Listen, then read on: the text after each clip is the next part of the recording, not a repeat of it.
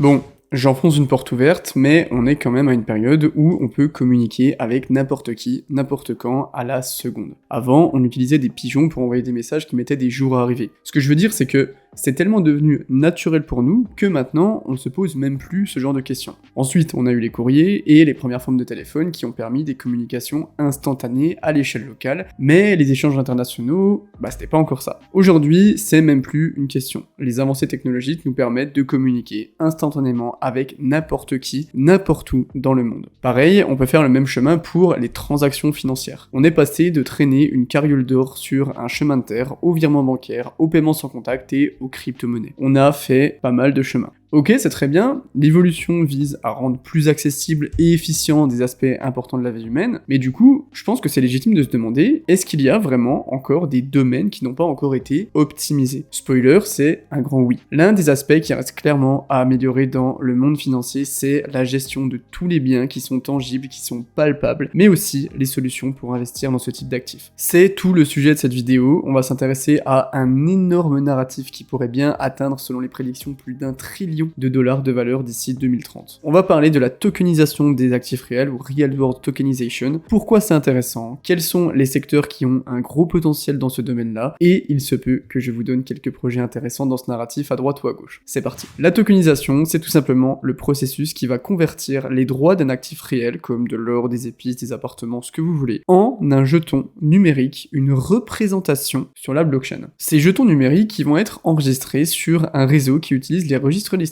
pour garder un suivi des droits de propriété du ou des tokens en question. La tokenisation des actifs réels pourrait transformer le secteur financier de la même manière que les communications instantanées ont révolutionné notre façon d'échanger de l'information. On pourrait voir ça comme une sorte de pont qui va relier deux milieux pour l'instant assez incompatibles, les blockchains d'infrastructure et la finance traditionnelle. La Bank of America a publié un rapport complet sur la tokenisation et son potentiel disruptif. Larry Fink, le PDG de BlackRock, a fait exactement la même chose. Mais une question légitime, c'est de se dire, mais en soi, quels sont les avantages de tokeniser un actif réel et de le mettre sur la blockchain? Eh bien, des avantages, il y en a plein. Aussi bien pour celui qui va mettre ses actifs sur le marché que pour celui qui va en devenir le possesseur. Voilà, selon moi, ceux qui méritent le plus d'attention. L'accessibilité des investissements. Avant, pour investir dans des actifs tangibles, comme l'immobilier, les produits de luxe, les œuvres d'art, etc., c'était simple. Il fallait avoir un énorme capital, faire un prêt ou toucher un héritage. C'était compliqué et c'était surtout très rigide, puisque si tu veux faire un prêt pour acheter un appartement sans trop de capital à mon âge,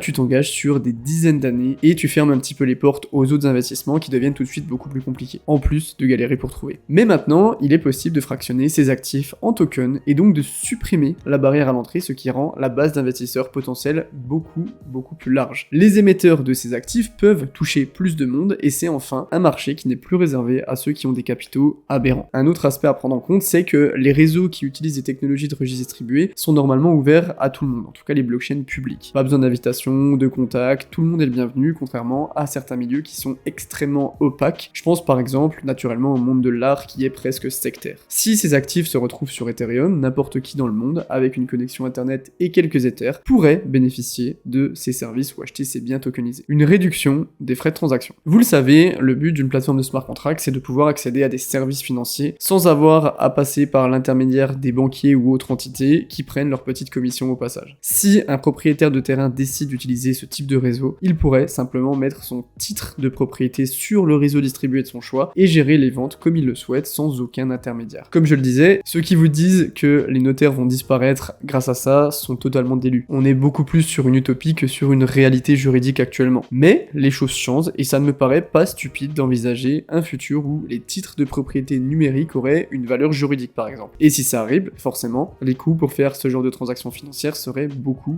moins élevés. Les frais associés des avocats, des courtiers et des banques pourraient être réduits, voire peut-être disparaître. Pourquoi pas? Si les transactions peuvent se faire directement entre parties, le process serait beaucoup plus simple et beaucoup plus rapide. Payer moins cher pour le même service, voire plus efficace, c'est forcément un avantage pour la majorité des gens, et les métiers qu'on connaît actuellement qui sont en charge de ça ne disparaîtront pas, mais finiront par évoluer. Une meilleure liquidité des actifs. On en a parlé, la tokenisation permet de rendre liquides des actifs qui sont normalement très illiquides. En fractionnant des biens de grande valeur en morceaux beaucoup plus abordables, on augmente le nombre de personnes qui peuvent y avoir accès. Un actif synthétique qui réplique le prix d'une action dans sa version tokenisée par exemple, permet à un investisseur de posséder un token dont la valeur va fluctuer exactement comme s'il possédait réellement cet actif. Le tout sans avoir à passer par un courtier qui prélève des frais ou qui est fermé le week-end quand on veut vendre par exemple. Pour ceux qui investissent en bourse, vous savez que les marchés ne sont pas ouverts 24 heures sur 24. Et forcément, si c'était le cas, ça augmenterait fortement la liquidité puisqu'il y aurait plus de créneaux, donc plus d'échanges. Avec des actifs tokenisés qui sont sur la blockchain, on peut ajuster sa position, vendre ou acheter 7 jours sur 7, 24 heures sur 24. C'est une flexibilité qui n'est pas possible aujourd'hui, mais qui, je pense, va devenir très demandée dans le futur. Une efficacité accrue des processus. Le dernier, c'est plus un rappel, mais c'est très important. La tokenisation a le potentiel d'améliorer considérablement l'efficacité des opérations financières. Avec la tokenisation, on peut automatiser plein de tâches qui sont hyper redondantes, chronophages et manuelles. Le versement des dividendes, le suivi des titres en possession, l'élimination d'énormément d'administratifs, etc.,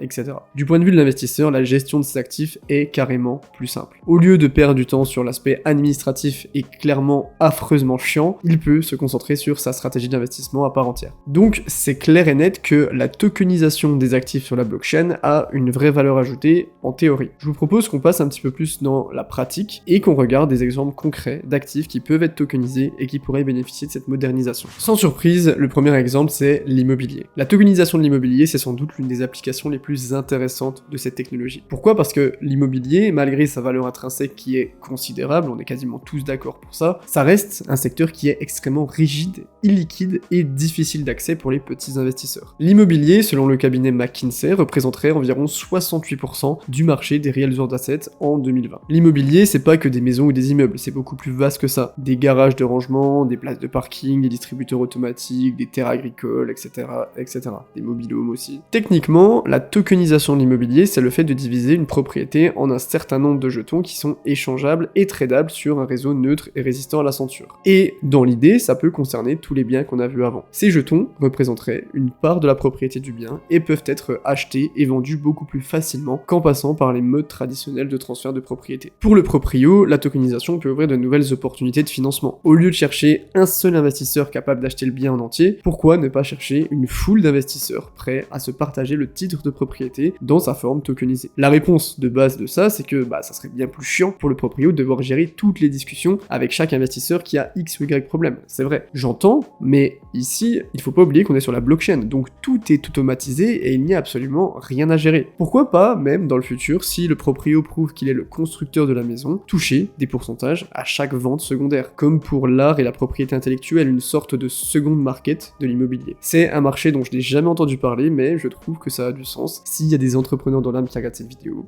pourquoi pas. Pour l'investisseur, la tokenisation lui offre la possibilité d'investir dans l'immobilier pour des sommes beaucoup plus abordables. Il peut acheter un ou plusieurs tokens de plusieurs biens pour diversifier sa prise de risque. C'est ça que je veux dire par augmenter la liquidité de ce marché. On laisse l'opportunité à plus de petits portefeuilles d'apporter eux aussi leur liquidité. Dans la tokenisation d'immobilier, vous avez bien sûr Realty, dont j'ai déjà parlé sur ma chaîne YouTube, qui est clairement le leader de la tokenisation immobilière. C'est une plateforme de tokenisation d'actifs immobiliers qui permet à n'importe qui de pouvoir acheter une partie d'un bien à partir de 50%. Realty va acheter un bien immobilier, en général c'est une maison aux États-Unis, et ils vont diviser ce bien en plusieurs tokens ERC20 que vous pourrez ensuite acheter, puis recevoir une part proportionnelle des revenus locatifs qui sont payés tous les jours en DAI. Ce qui est très important à savoir avec Realty, c'est qu'ils sont très en avance sur leurs concurrents d'un point de vue compliance, d'un point de vue juridiction. Actuellement, il y a un gros flou juridique autour de la tokenisation des actifs réels. Il n'y a pas vraiment encore de statut bien établi. Est-ce qu'on achète techniquement une crypto, une action, un bien, une security, etc. C'est compliqué. Et Realty fait un gros travail dans cette ligne-là. Il travaille activement avec les régulateurs, avec l'AMF également. Quand vous achetez, imaginons 5% des tokens d'une maison sur Realty, vous ne devenez pas propriétaire de 5% de la maison, mais vous devenez actionnaire à hauteur de 5% de la LLC, la société à responsabilité limitée, une société indépendante qui possédera la maison. Donc ça a deux gros intérêts. D'un point de vue compliance, c'est beaucoup plus propre et ça décentralise le fonctionnement de Realty, puisque techniquement, si le projet disparaissait, vous resteriez actionnaire de la société puisque chaque société est indépendante et qu'il y a une société par bien. Realty, c'est simplement une sorte de gros intermédiaire. Si on regarde les performances des biens, on voit que certains ont des très bons ROI, autour de 22% pour la plupart, et on peut également mettre en collatéral ces tokens des biens pour pouvoir faire des emprunts. Le projet est très propre sur plusieurs aspects,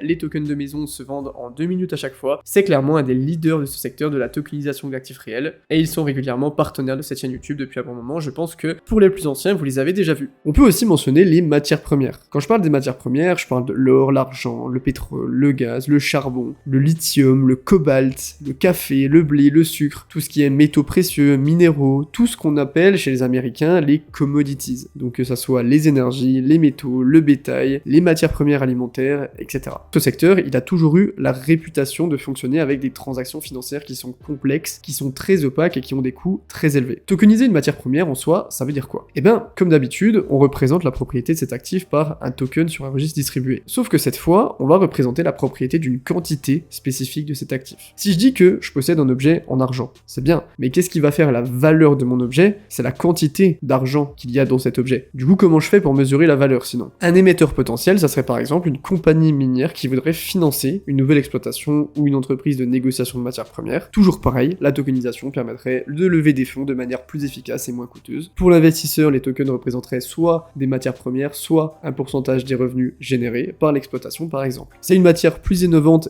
et potentiellement plus accessible d'investir dans ce secteur encore une fois. Et pour le coup ici, dans le secteur des matières premières, ça pourrait vraiment être bénéfique d'avoir de la transparence. J'en avais déjà parlé dans ma vidéo sur les narratifs de l'industrie, mais je sais pas si vous avez déjà entendu parler du marché des Blue Diamonds, qui est une des ramifications les plus abominables du marché des matières premières. C'est des diamants qui sont issus de l'exploitation humaine, de l'esclavage, et oui, ça existe encore en 2023. Si on pouvait augmenter la traçabilité et savoir grâce à la blockchain d'où viennent certaines matières premières, ça pourrait avoir des conséquences bien plus importantes encore. Même si c'est pas exactement dans la même branche, on peut parler de Centrifuge qui a fait beaucoup parler d'il y a quelques temps, dont l'objectif est de démocratiser l'accès au financement en permettant à chaque entreprise, quelle que soit sa taille, de convertir ses actifs réels en actifs financiers numériques. On pourrait donc forcément imaginer des entreprises de matières premières. C'est un projet basé sur Ethereum qui utilise deux jetons principaux, le RAD et le CFG. J'en avais déjà parlé dans un rapport sur Crypto Recherche fin juin, et le token a fait x3 depuis, même si le market cap et le volume ne restent pas énormes non plus. S'il y a bien une classe d'actifs qui pourrait vraiment bénéficier de la tokenisation, c'est bien les actifs financiers. Tout ce qui va être actions en bourse, ETF, obligations d'État et d'entreprise, produits dérivés, etc. Les actions, ça s'échange sur les marchés boursiers, en passant généralement par des brokers. On va pas se mentir, l'objectif principal de posséder ces actions, c'est la spéculation sur leur valeur. Les investisseurs achètent des actions et attendent le bon moment pour les revendre une fois que leur valeur s'est appréciée. Pour vendre ces actions, pas le choix, il va falloir passer par un marché régulé. Seuls certains établissements, les courtiers ou brokers, ont l'autorisation d'opérer comme place d'échange pour les actions en bourse. Et il y a deux choses à savoir sur ces courtiers. Ils se prennent une douce commission sur chaque transaction qui est faite depuis leur service, ça on s'en doute, et ouvrir un compte chez un broker, c'est pas gratuit. Il va y avoir tout ce qui est vérification d'identité, frais de dossier, de gestion, fermeture de compte, etc. Les mecs te grattent jusqu'à l'os, c'est assez affreux. Et ces messieurs ne sont pas tout le temps ouverts. Donc, vos transactions mettent du temps à être traitées, et clairement le week-end, il faut oublier. Bon, du coup maintenant, ça donnerait quoi? Un marché des actions, mais tokenisé. Eh bien, notre action, notre ETF, ce que vous voulez, ou plutôt son titre de propriété, est sécurisé sur une blockchain, la même chose qu'avant, et à partir de là, les brokers, on s'en fout, il suffit d'aller sur des places d'échange décentralisées et pair à pair pour trader nos actions ou n'importe quel autre actif financier disponible sur ce réseau et qui nous intéresse. Plus d'horaires de fermeture, ni de frais de gestion ou je sais pas quoi, on gère notre portefeuille nous-mêmes, pas besoin d'intermédiaire, vite fait les oracles pour avoir une représentation du prix, mais c'est tout, pas besoin de faire de démarches administratives chiantes ou quoi que ce soit. Clairement, je pense qu'on sous-estime l'impact des frais de broker sur la rentabilité à long terme des traders, et là on dégagerait potentiellement tous ces frais ou une bonne grosse partie. Après, bon courage pour essayer de bouger un secteur blindé de lobby qui ne va clairement pas se laisser faire et qui va très certainement faire pression pour interdire ce genre de pratiques pair à pair pour protéger les investisseurs. On commence à connaître. Vous connaissez peut-être Swarm Market, qui est une plateforme décentralisée qui veut créer un pont entre CeFi et DeFi en tokenisant des assets traditionnels pour pouvoir les trader 24 heures sur 24, 7 jours sur 7 de manière décentralisée. Ils ont déjà amené des actions Tesla, AAPL ou des bons du trésor sur la blockchain Polygon. On peut terminer cette liste avec les biens immatériels. Vous allez me dire, mais qu'est-ce qu'il raconte Cyril? C'est quoi des biens immatériels? Quand je parle de biens immatériels, je parle de tout ce qui est l'espace de blocs futurs sur la blockchain. C'est un marché que Cosmos a introduit comme une évolution possible à long terme dans son white paper d'ailleurs. La bande passante, le temps de travail, etc.